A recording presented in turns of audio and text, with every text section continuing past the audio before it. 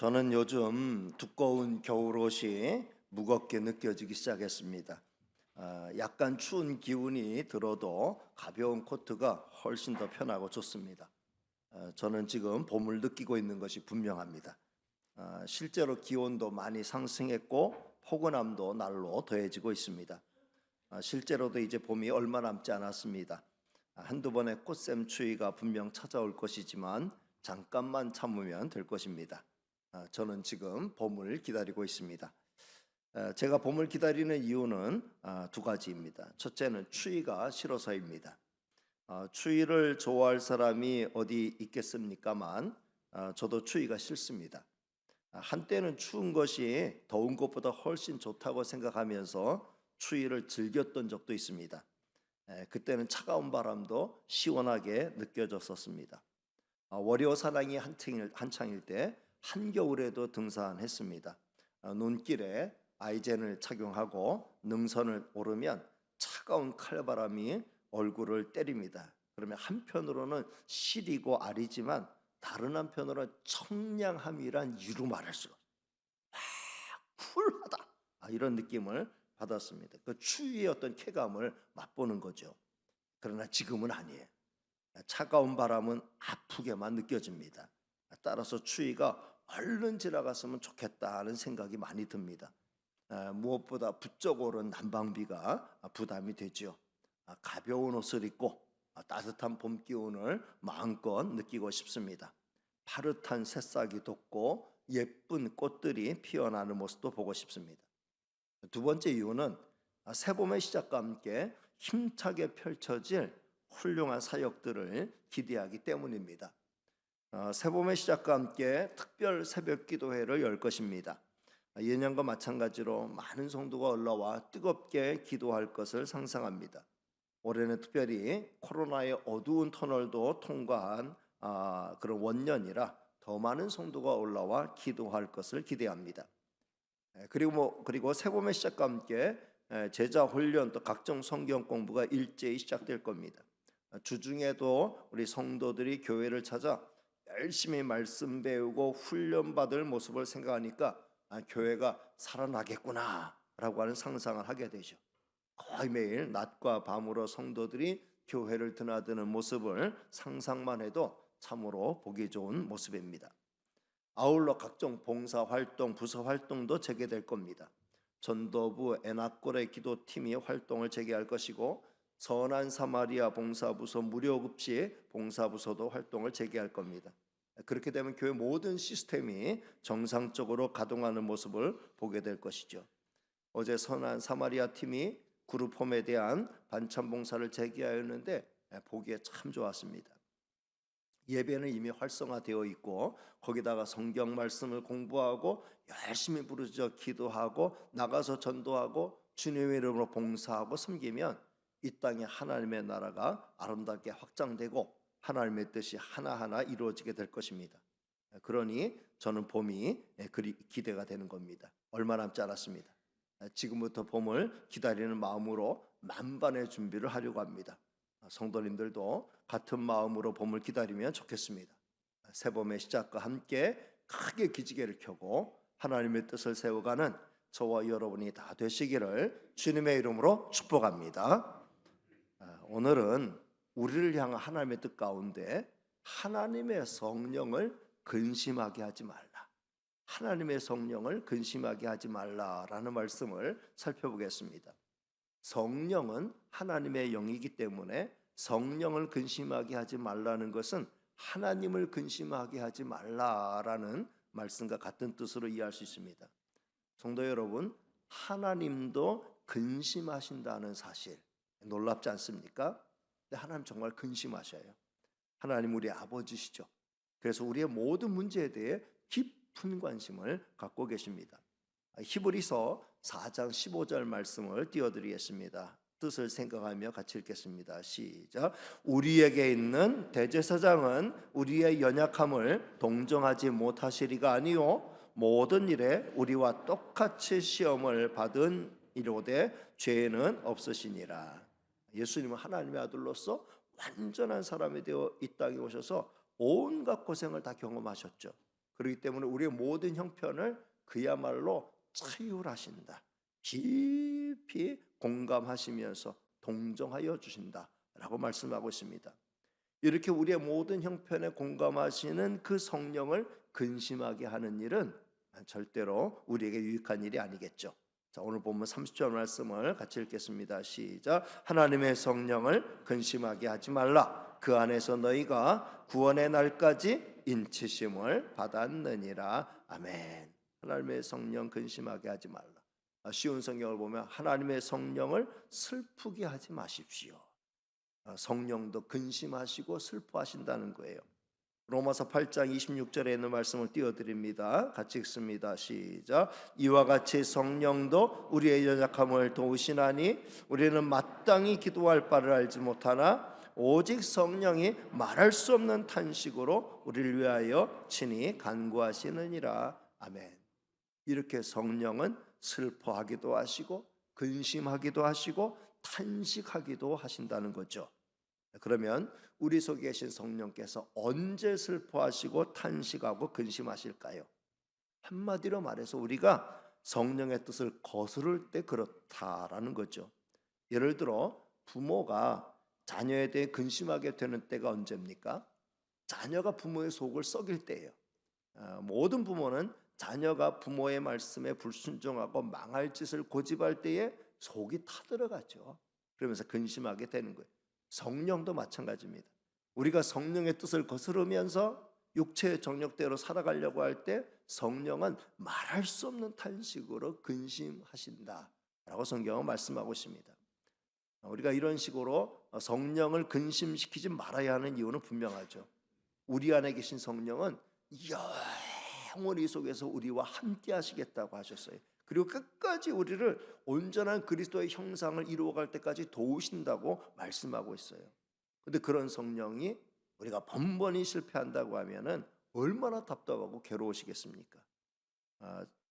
물론 성령은 절대로 우리를 포기하지 않으십니다. 성령은 우리가 받은 구원의 보증이 되신다라고 오늘 성경 말씀하고 있죠. 그 안에서 너희가 구원의 날까지 인치심을 받았다.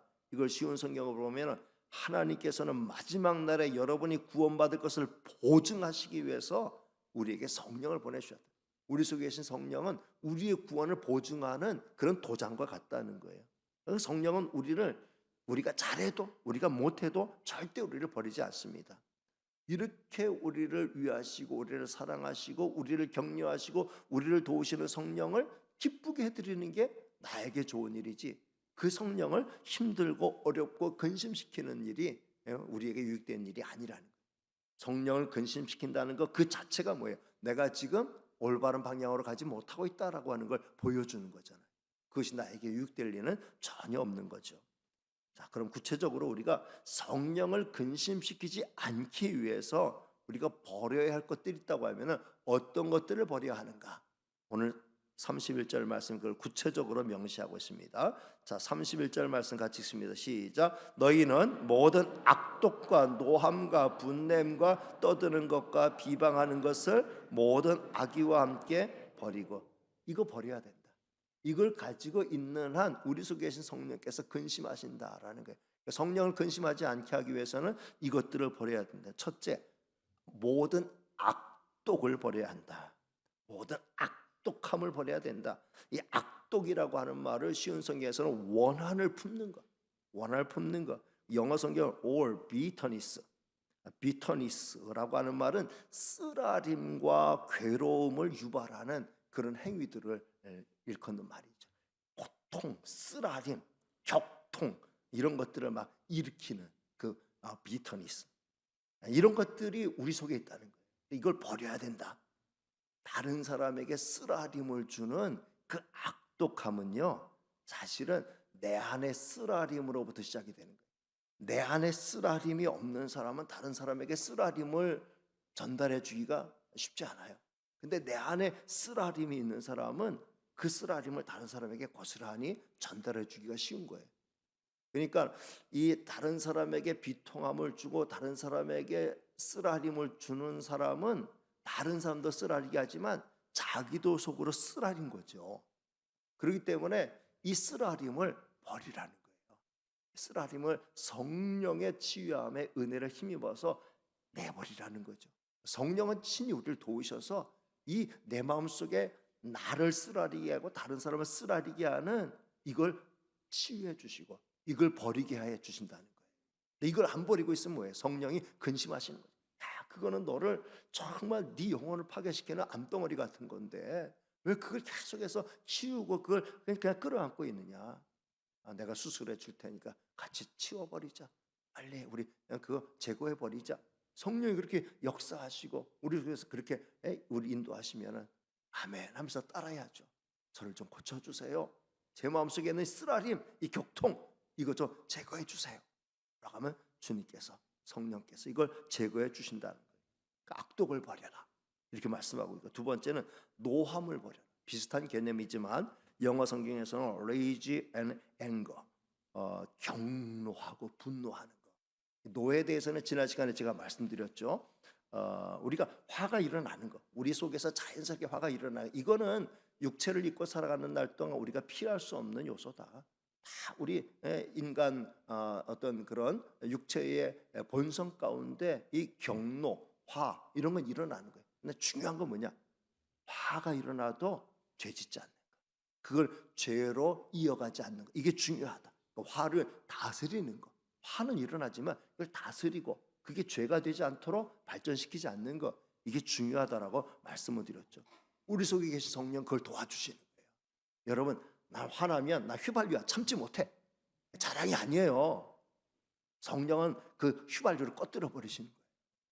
우리 속에 있는 화를 잠재울 수 있도록 컨트롤할 수 있도록 더 강한 능력으로 성령은 우리 도와주셔요. 그러니까 우리가 내가 막 화 일어나요. 자연스럽게 화가 일어나요. 그렇지만 성령을 통해서 그걸 다스리면은 그럼 성령이 기뻐하시는 거예요. 근데 성령께서 그걸 다스리게 하시는데도 나는 끝까지 못 참아요 하면서 그냥 끝까지 화를 참지 못하고 죄로 나가는 건 성령을 근심시키는 일이 된다라는 거죠. 세 번째는 떠드는 걸 버려야 된다. 그러지. 떠드는 거는 막 우리가 막 즐거워서 막 기뻐서 막 그냥 시끄럽게 떠드는 그걸 의미하는 게 아니라 쉬운 성경을 보면은 가시돋친 말로 번역을 했고요.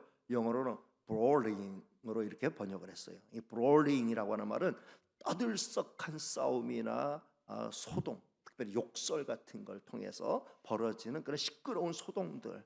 그러니까 무슨 패싸움 막 그냥 서로 소리를 지르면서 싸우는 그런 싸움을 의미하는 거죠. 가시돋친 말로 설전을 시작하면은 그러면 성령이 우리 속에서 근심하시는 거예요. 또 그러다가 또 그 큰 싸움으로 벌어지면 안 되고 네 심령 상하고 다른 사람 심령 상하면 안 되는데 성령께서 좀 참아라, 말 좀 조심해라, 걸러서 하라. 성령께서 우리 마음속에서 우리를 컨트롤해 주시는 거예요. 근데 그 성령의 컨트롤을 의지하지 않고 나는 끝까지 내 고집대로 나갈 거다라고 하면 성령이 근심하시는 거죠. 그 우리한테 유익될 일이 없다라는 거예요. 네 번째는 비방하는 것을 버려라 라고 말씀하고 있어요. 비방은 다른 사람의 마음을 아프게 하는 거죠. 영어 성경 슬렌더라고 이렇게 번역했는데 남의 치부를 드러내고 없는 말을 지어서 중상모략 가면서 상대방을 곤혹스럽게 만드는 거, 이게 다 슬렌더, 비방하는 거. 이걸 성경에서는 금하고 있어. 그렇게 하지 말아라. 왜냐면 그거는 자기도 유익이 안 되고 다른 사람에겐 치명적인 독을 가져다 주는 거죠. 비방할 때는 작은 일을 확대해 가지고 큰 일로 만들어요.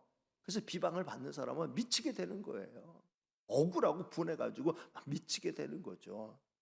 그래서 연예인들 가운데 일찍 세상을 포기하는 이들 가운데는 이런 어떤 악플로 이 슬렌더, 이 비방하는 말, 모욕하는 말, 작은 것을 크게 만들어서 비방, 인격적으로 아주 치명적으로 그 심령을 상하게 하는 이런 말들 통해서 스스로 생을 포기하는 그런 사람들이 생긴다는 거예요. 그래도 참아야 되지만 그렇게 되도록 그런 원인을 그걸 유발하는 그런 행위를 성령은 기뻐하지 아니하신다는 거예요. 이런 걸 버리라는 거예요. 이걸 버리면 사실은 나도 좋고 그다음에 나와 관계되는 사람들에게도 좋다. 성령이 그걸 기뻐하시는 거죠. 근데 그 반대로 나가면 어떻게 했어요? 성령이 근심하고 성령이 힘들어 하신다. 하나님의 성령을 근심시키지 않기 위해서 이것들을 버려라 라고 말씀하고 있습니다. 성령이 도와주셔요. 성령이 함께 하시니까 우리 속에 있는 이 악독들을 잘 제거하고 버리고 잘 다스리면서 살아가는 저와 여러분이 다 되시기를 주님의 이름으로 축복합니다. 자, 그렇다면 이것들을 내버리면 그 다음에 우리는 반대로 어떻게 행동을 하며 살아야 되는가, 그걸 32절에서 말씀하고 있습니다. 32절 말씀을 같이 읽겠습니다. 시작. 서로 친절하게 하며 불쌍히 여기며 서로 용서하기를 하나님이 그리스도 안에서 너희를 용서하신 것 같이 하라.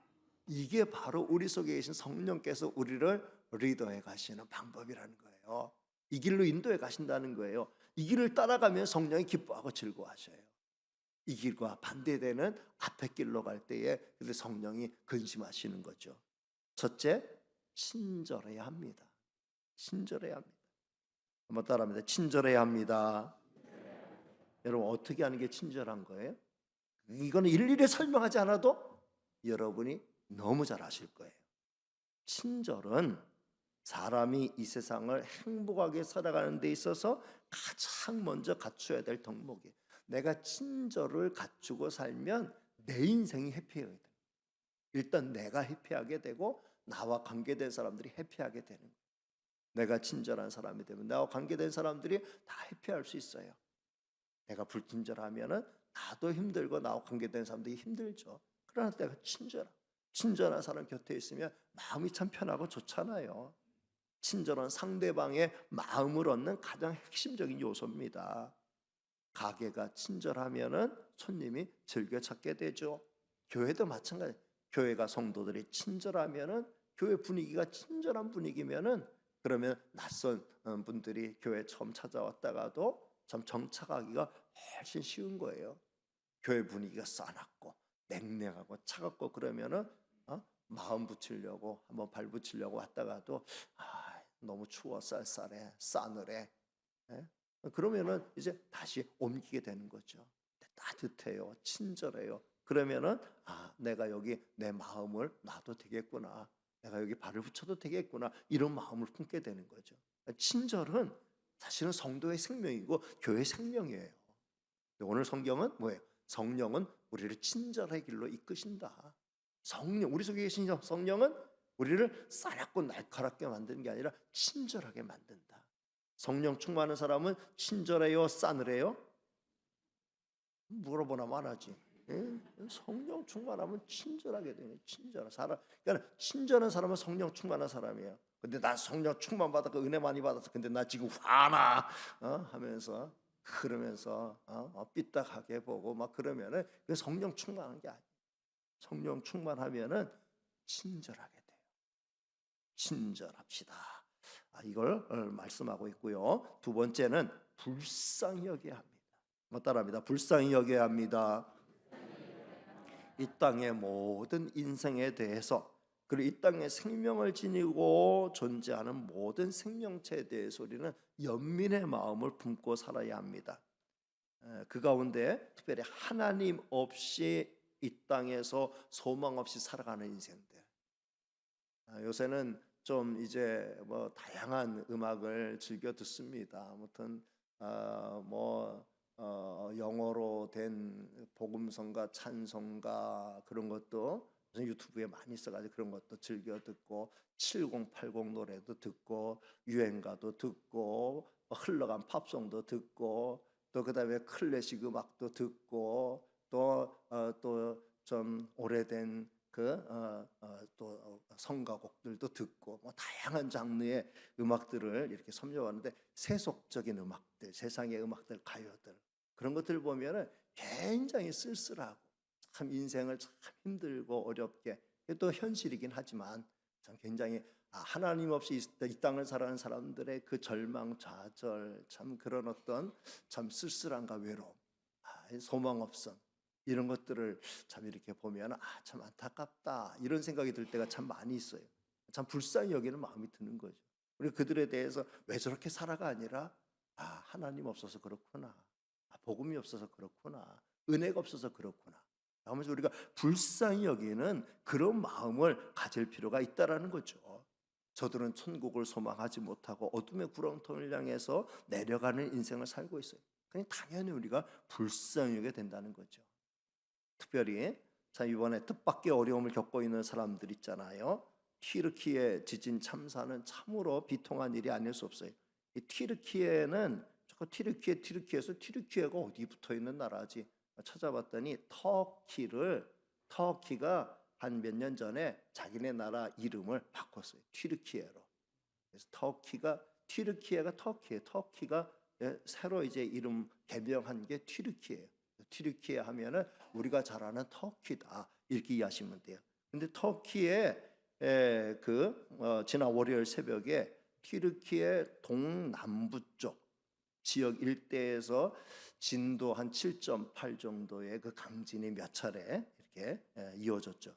그래서 지금 현재로 한 2만 명 넘게 사망자가 발생했고 아직도 수많은 건물들이 다 무너져 가지고 거기 파묻혀 있는 사람들이 한 20만 명 가까이 된다.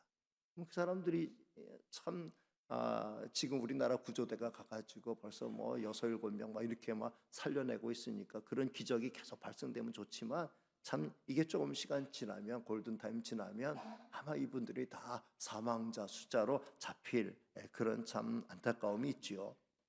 특별히 이번에 지진 피해를 받은 지역들 가운데 하나가 안타키아예요. 이 안타키아는 우리가 잘 아는 사도 바울의 선교의 출발지. 우리가 파노라마 성경 공부하면은 그 바울의 선교 그 여행을 지도로 그릴 때에 수리아 안디옥에서 바울의 1차 전도 여행, 2차 전도 여행, 3차 전도 여행이 출발됐다라고 하는 거. 그 수리아 안디옥 정말 성경에 유명한 그런 수리아의 안디옥이잖아요. 근데 수리아의 안디옥이 안티키아인데 이 안티키아가 지금은 시리아 영토가 아니고 그 터키가 안티키아까지 이렇게 포함한 그 지역을 터키가 이렇게 차지하고 있는데 그 안티키아 그와 연결되는 그쪽에서 지진이 발생해 가지고 이 안티키아에도 크게 참 이렇게 피해가 발생했다라는 거죠.